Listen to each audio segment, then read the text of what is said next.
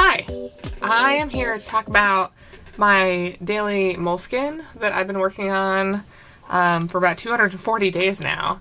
And I started this at the very beginning of the year, and I've gotten a lot of questions about what is this book, what size is it, where'd you get it, who makes it, what kind of pens work in it, what kind of mediums work in it. So I want to do a quick video to talk about that, especially since we have the end of the year coming and all of the catalogs and calendars and the big push for let's start planning for 2016 are all out. So I really have enjoyed doing this daily page-a-day journal, and it is a Moleskine, and I'm going to quickly go through the details about it. So this is the one I've been working on so far this year, but I've already ordered my 2016 version, and it is a daily diary planner, and every day has a date on it, which is really nice, and it has all the pages you need, plus the bonus feature of some additional pages up front. So I'm going to talk about the mediums that work and don't work. That's what my little smiley guys are here for.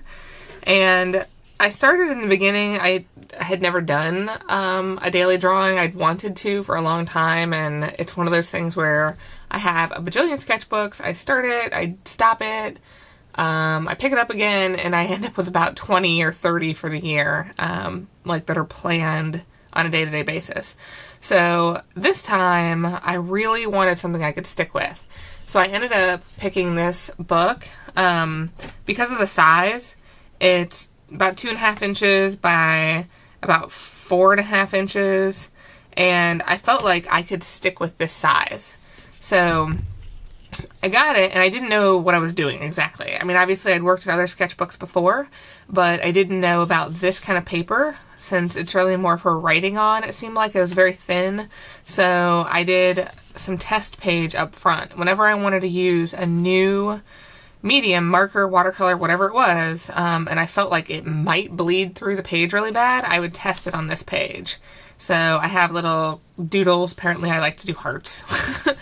And you can see some of them have bled through. So this page I gessoed.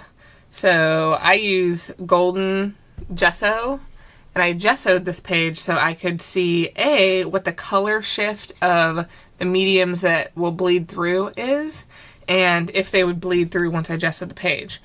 So the answer to that is no, they did not bleed through once I gessoed the page. And the color shift is basically slight, but the challenge is with the gesso on mediums like marker, like Copic, is that you can't use them the same way. So you can't use them the same way. So blending is a little bit challenging. So it's really more about illustrating with, like, if you have a set of Copic markers, you can use them. You just need to gesso the pages first.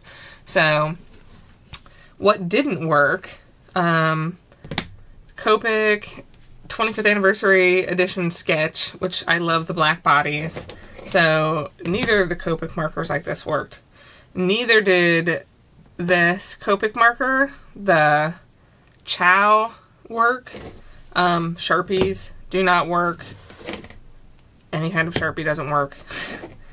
This is interesting because I used a lot of different Zig markers, but the Watercolor by Zig, which is a brush for manga, does not work. It bleeds through pretty badly.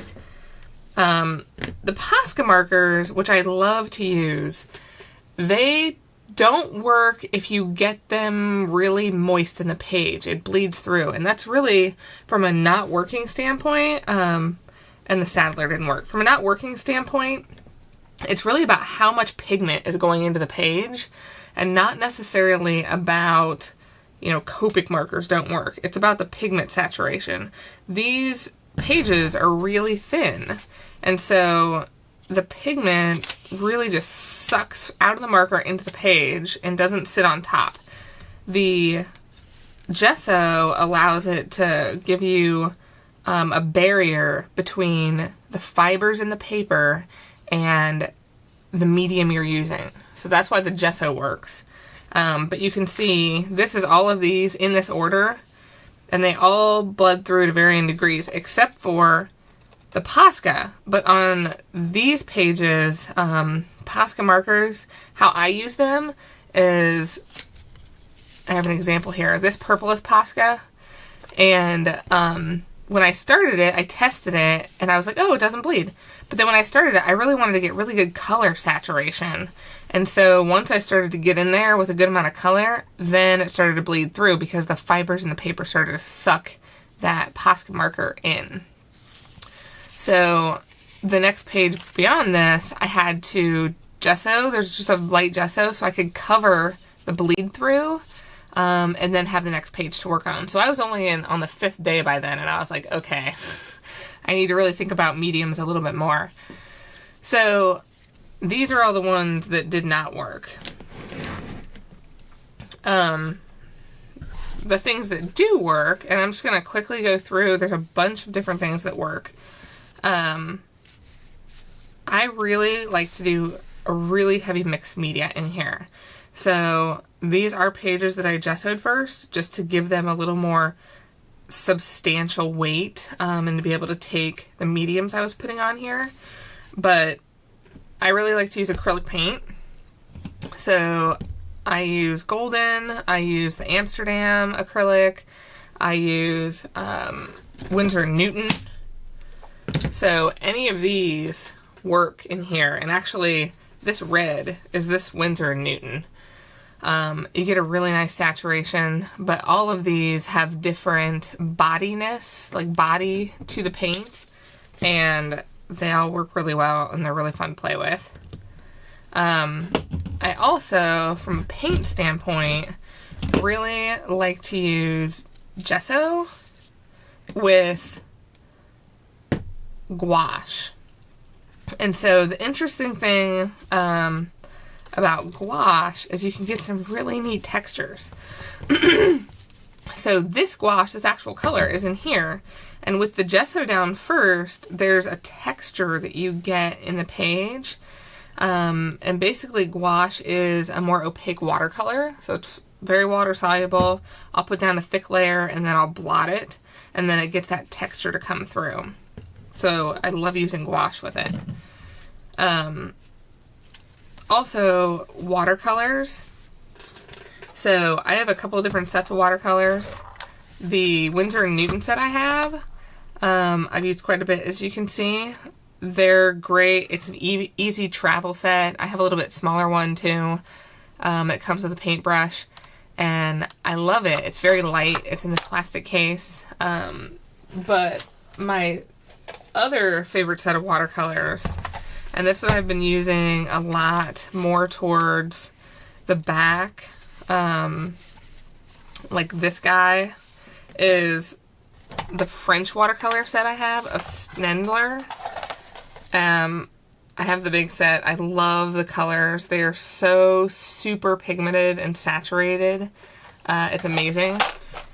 Because very similar to how I was talking about the markers, this is also that watercolor, you don't want to get too much water on your brush and put too much water on the pages. The pages will soak in that water and then they'll start to break down and your colors will start to get muddy. So you want to have a really high contrast pigment and really dry brush. You want to get just enough water that you can flow that color onto the page, but not so much water that your page starts to eat it and break down, because then you'll create holes in your page. So this is also mixed media. This is a lot of pigment, and there's actually this golden acrylic paint is on this page. And so anytime I'm going to use acrylic and multiple layers, I gesso the page because it just gives it more stability. But a lot of these pages I just worked directly on. And then I'm going to go through the brush pens that work really well. So there's a lot of times in here where I used a multi-liner, a fine line marker, and then a brush pen. So the brush pens that work really well are Zig Clean Color Real Brush, the Tombow ABT, they're acid free, you get two tips to it, fine and a brush tip. The Japanese traditional colors. This is a watercolor, and it creates a really interesting watercolor effect, actually. I did a test page up here. So this is this. So there's a multi-liner, and then I watercolored in there. The Kuretake brush pen and the Zig Brushables memory system also work really well. So none of these have bleed through. You can use them directly on the page. The multi-liners, as far as Copic, the metal body multi-liner and the plastic body multi-liners both are fantastic. I use these a lot. Almost all of my drawings are in Copic multi-liner first, or pencil first, and then I multi-line over them. And I also will go to a Faber-Castell. This is a brush pen. That works. Faber-Castell, any size works. The Micron also works. So from a multi-liner standpoint, these are all great. Like I said, I start with a pencil first. So it doesn't really matter what kind of pencil, just any kind of traditional pencil. This is a Caran d'Ache HB weight, and this is my very favorite pencil, which I use and carry around with me everywhere I go, is a Graph Gear Pentel. And it has HB lead in it, but you can change the lead, and then there's an indicator to tell you that it's changed and what's in there. And then the eraser is adjustable. It comes with a really long eraser. And I love this pencil. It gives me a really good fine tip. I can draw really lightly with it. It has an eraser built in. And so this is what I carry around with me. And almost all my pages I start with pencil first. What also works well, there's a lot of things that work, which is great, is the Derwent graphic markers.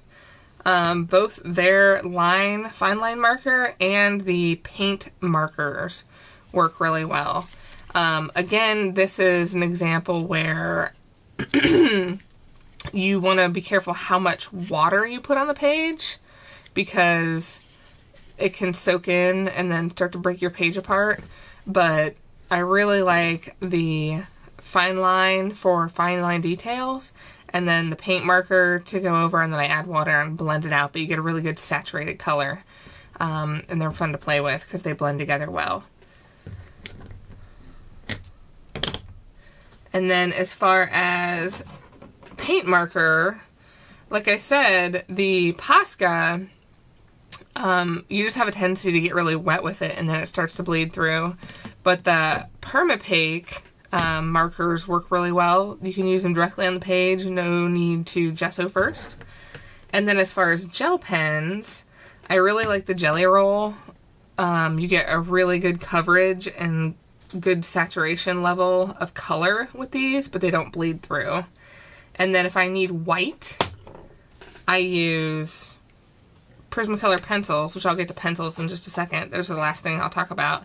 And the Uniball Signo. This is, whenever you see white in my book, it is the Uniball Signo. It is the most amazing gel pen. I can never get white to work in any other set of gel pens. I love this. It is my favorite. I use it on so many things.